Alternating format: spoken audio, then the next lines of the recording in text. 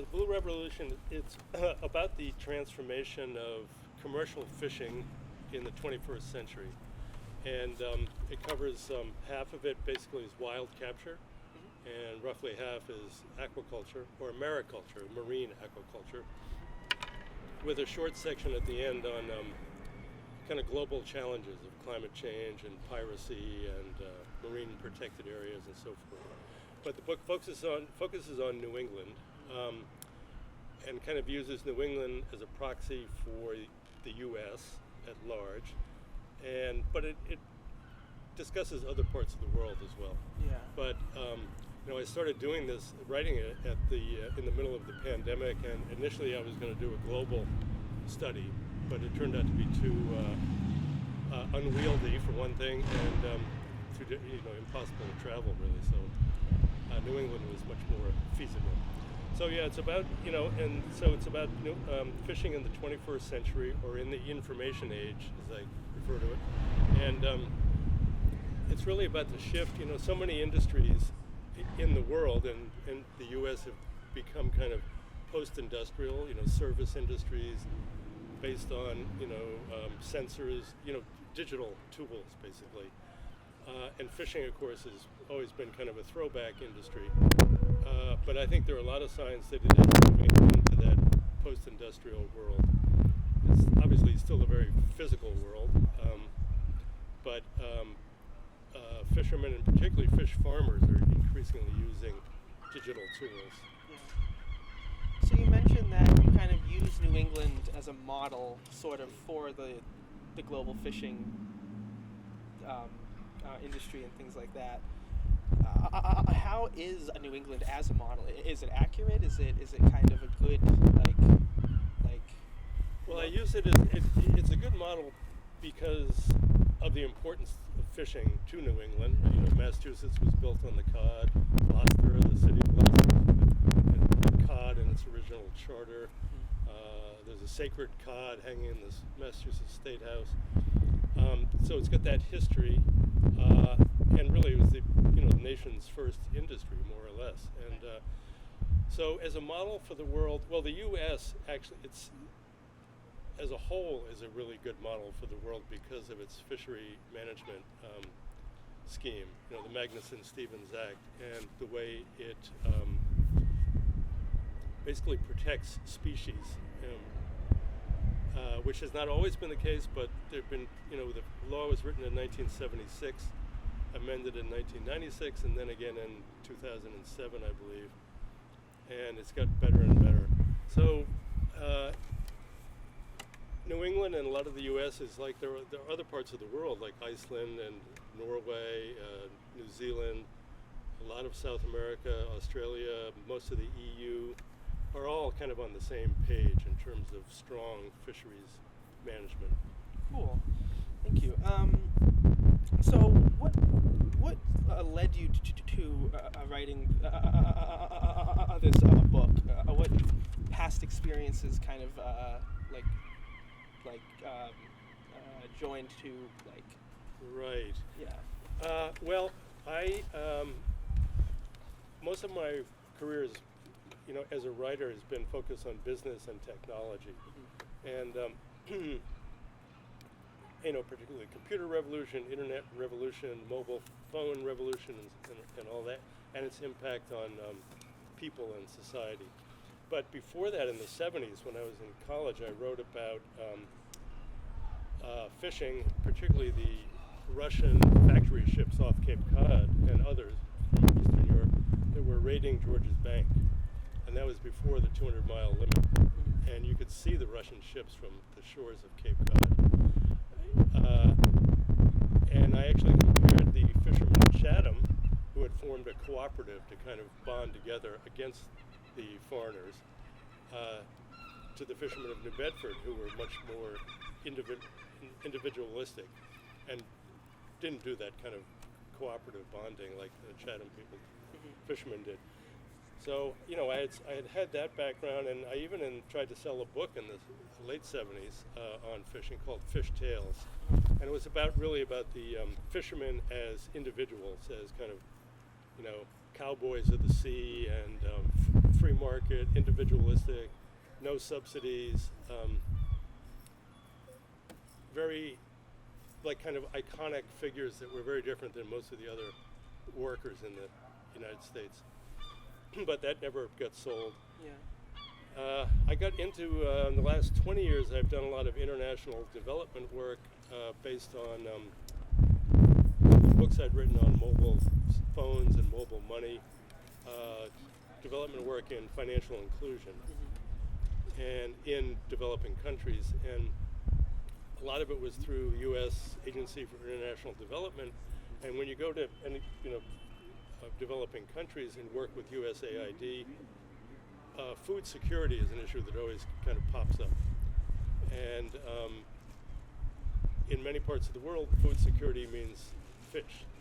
And so I started to wonder, you hear all these dire stories about the end of fish and the resource depletion and environmental degradation. And so I started to wonder where the fish were going to come from to feed the world. Right. So that's what got me into it. Awesome, thank you. And you sort of touched on this a little bit with your last answer, but why write this book now? Why is this the right time for this book to come out? Well, as I say, I think there's been, I started the book in the 90s. And then starting in 2000 and 2010, there were a couple of pivot points. And I think it's really now accelerated into a whole new phase. So in the 90s, is when the cod demise was becoming apparent. The scallop industry was basically shut down. Most of the beds were closed. Right. And then there was that, that collaboration between fishermen, scallopers, scientists, and regulators in the late 90s that came up with this plan to rotate beds. So for me, that was one big real pivot point in the industry, that it was an unusual collaboration, and it was kind of modern thinking. It was a behavioral shift and a policy shift. So not everything followed along those lines, and the whole cod thing went on and bumped along until 2014 before they really shut it down for total rebuilding. Right. But the Magnuson-Stevens Act that took effect in 2010 switched from the days at sea regime in terms of management to annual catch limits. And that has really had a big impact on protecting fish stocks. And since 2000, like 47 stocks have been rebuilt. And as I say several times in the book, it's probably been better for the fish than for the fishermen, because a lot of boats have gone out of business, people have lost their boats, people haven't gotten quota and so forth. Right. So it's been a rough 20 years for fishermen. Right. But it's been good for the fish. So, and then the third thing, so there was that scallop collaboration, the 2010 Magnuson rewrite, and then of course there was the whole codfather incident and the aftermath of that, with companies like Blue Harvest that came in as just kind of a new, modern, post-industrial fleet that is going after a different type of fish, going underutilized species. It's got state-of-the-art processing. It's just a different kind of animal. And so you can see the progression there. So I think that, and then on the aquaculture side, which is not happening in New Bedford particularly, Right. is very, very high tech. And sensors, machine learning algorithms, artificial intelligence, automation, all driving the industry. Right. Already a few times you've mentioned New Bedford in this interview. What role does New Bedford play in the future of the fishing industry? Is there a big role for us? Yeah, well, of course, as you know, it's the number one port by value, has been for 20 years, primarily because of scallops. Right. It's now, it's now got boats from Maine to Florida docking here and offloading here because of the infrastructure. Yeah. Uh, so yeah, it's got a huge. I mean, it's the dominant port by far. On the East Coast, and it's just attracting more and more boats. And as you also probably know, it's become an issue in the harbor because of space. Boats are tied up 4 or 5 out, and now with the wind boats coming in, there's going to be a real fight for dock space and pier space. But no, New Bedford, yeah, it's got a huge role to play, and it would be interesting if it were to kind of use its infrastructure to get into aquaculture. I know there have been some efforts in that regard, but nothing's really taken hold. What sort of efforts? Well, I'm not sure. There was about 10 or 15 years ago. There was a group that wanted to take over some old mill buildings and build fish farms in them, but it never went anywhere. Most of the new fish farms in the U.S. are land-based now, and like there are 3 new salmon farms going in Maine, a eel farm, a barramundi farm in Massachusetts, a branzino farm in Connecticut, steelhead farm in New York State. They're all big land-based tanks, and they're not competing with wild capture industries. They're different fish.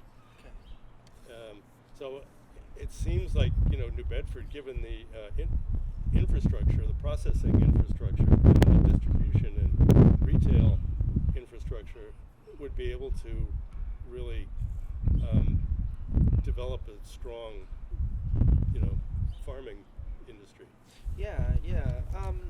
You mentioned that fishing is one of the oldest forms of I'm not sure what the word is actually, but we've been fishing for a very long time, essentially. And now in this new information age, what do you see as how our relationship with the sea is changing? How do you see that changing going forward?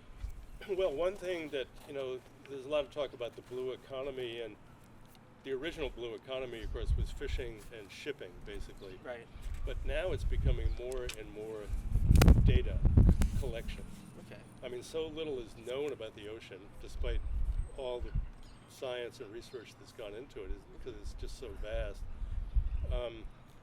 So data collection is a huge part of the new blue economy. And a lot of fishing boats in New Bedford now have sensors on them. I don't know how many boats, out of say 350 boats, I don't know how many, but through the New Bedford Ocean Cluster, they put sensors on the boats to track salinity, oxygen levels, and acidification and so forth, and use that data to correlate that data with catches, and so they can target favorable species and avoid bycatch and so forth. Okay. So I think that the New Bedford Ocean Cluster is another great new development in the port. It was a spin-off of the Iceland Ocean Cluster, which is a kind of networking incubation on the docks in Reykjavik. It's like a Silicon Valley type thing where you're trying to do network small businesses together to create bigger businesses. Right. And they're all based on, they're not fishing businesses per se, but they're utilizing fish products to build other products, pharmaceutical, health, medical, and that has not started happening here, but there's no reason why it couldn't. Right. Cool.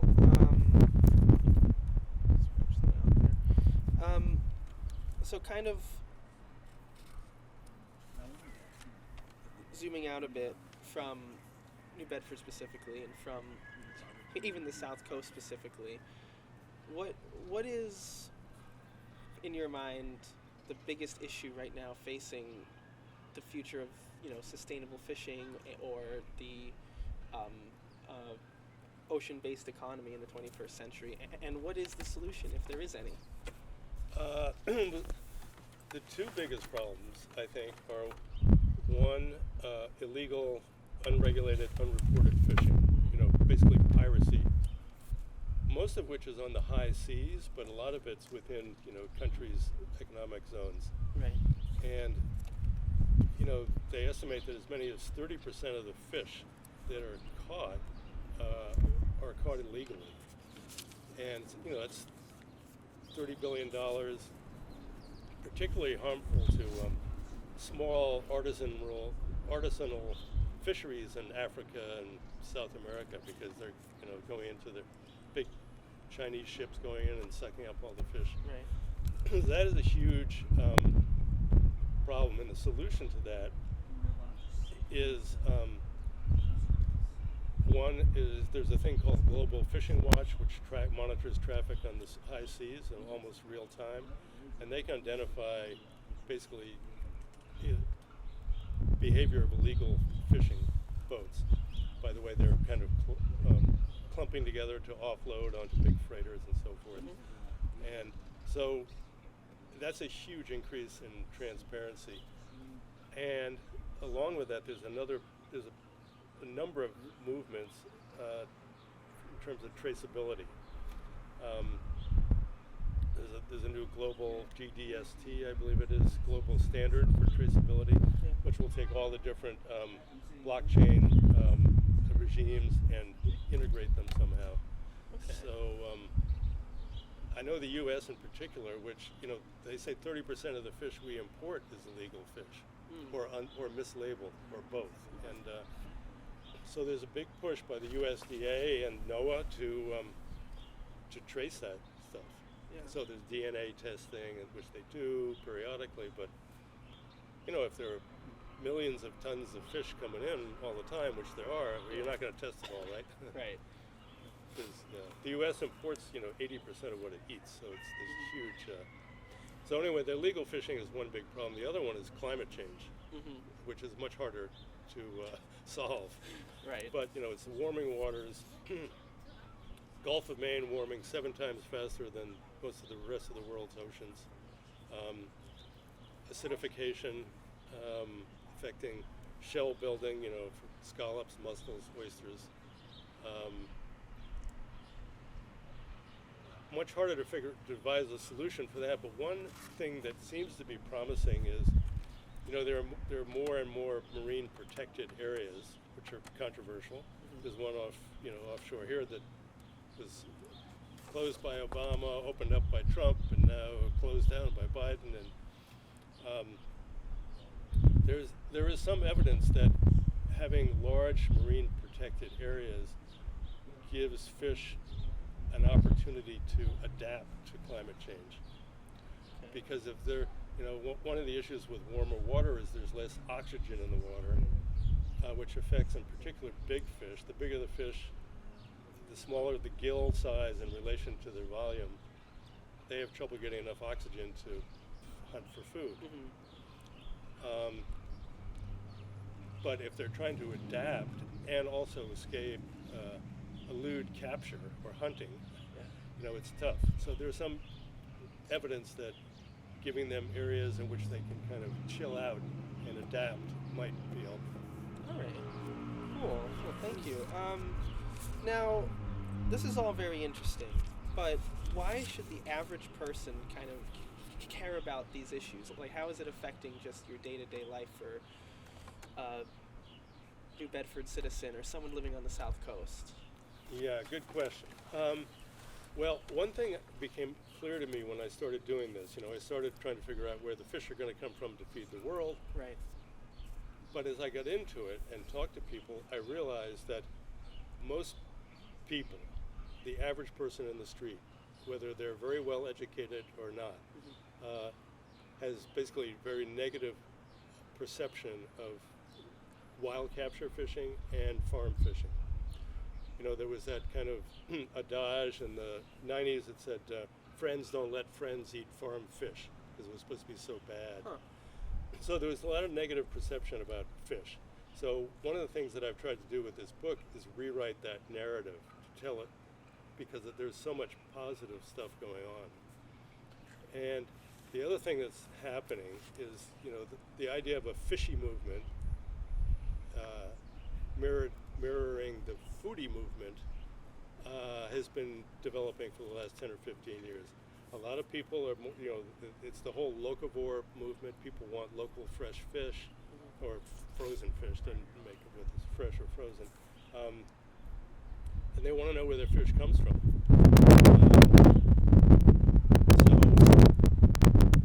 Because the consumption of fish is, over the last 20 or 30 years, has been growing much faster than consumption of meat. Partly because people like the idea of lean protein with omega-3 and omega-6 fatty acids, which are heart healthy and all that. And but people want to know where their fish come from. They want to know that it's sustainable. They want to know that it's not reliant on forced labor. Fishing has never been that transparent. There's no fair trade fishing the way there is with coffee, cocoa, and textiles and so forth. But I think that with the traceability efforts now is coming. So I think, the reason the average person should care is because more and more people are eating fish, more and more people are concerned about overfishing, sustainability, restoration of the oceans, and nearshore estuaries, and all of that is really a function of how we fish. And it's also a function of how we behave on land, because a lot of the there's been a lot of dam removals which are connecting rivers to the ocean, which is good for herring and salmon and all the fish that spawn up river. Been a lot of effort, like the Buzzards Bay Coalition has done an incredible job with nitrogen runoff from septics or fertilizer, trying to buy up land and protect it, or to get different septic systems. A lot of what goes on land is affecting the nearshore waters, which is where a lot of fish spawn. Yeah. So there's more than a connection to the ocean. It's people should be cognizant of the effect of what they're doing on land and how it impacts the ocean. So there are a lot of reasons why people should care about this. Right. Cool, thank you. What is, you think, the most surprising thing that you've learned during your research for this book? Is there anything that really sticks out to you? Yeah, I think the most number one thing is just how complicated fishing is. It's a very complex system. You've got all the ocean and the ocean science and the marine organisms, right? That's one thing. Then you've got the fishing regulations and policies, which are changing year to year.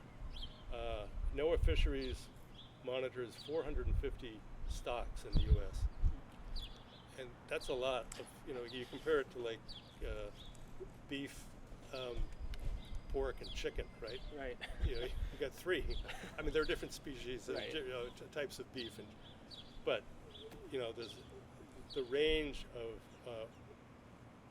marine organisms is incredible, and so it's just very complex. And now with the changing climate, trying to devise policies that keep up with the climate is very difficult.